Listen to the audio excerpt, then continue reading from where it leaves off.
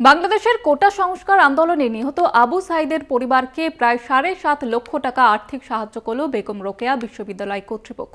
১৬ জুলাই এই আন্দোলনকারীর ভিডিওই ভাইরাল হয়েছিল সমাজ মাধ্যমে।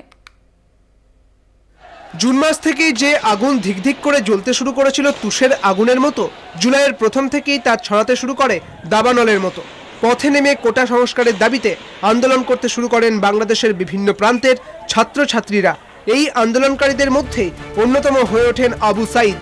গত ১৬ জুলাই রংপুরে কোটা সংস্কার আন্দোলন চলাকালীন পুলিশের রবার বুলেটে নিহত হয়েছিলেন আবু সাইদ। মৃত্যুর ঠিক আগে পুলিশ বাহিনীর লাঠি বন্দুকের সামনে দুহাত ছড়িয়ে অকুতভয় সাইদের সেই ভিডিও দ্রুত ভাইরাল হয়েছিল সমাজ মাধ্যমে।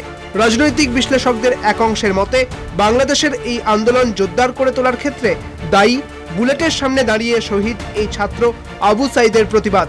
বছর ২৫-এর এই আবু সাইদ ছিলেন বেগম রোকেয়া বিশ্ববিদ্যালয়ের ইংরেজি বিভাগের ছাত্র।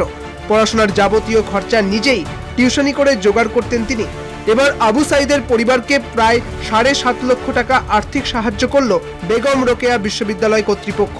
পাশাপাশি পরিবারের একজনকে চাকরি দেওয়ার প্রতিশ্রুতি দিয়েছেন বিশ্ববিদ্যালয়ের উপাচার্য হাসিবুর রশিদ। কলকাতা টিভি।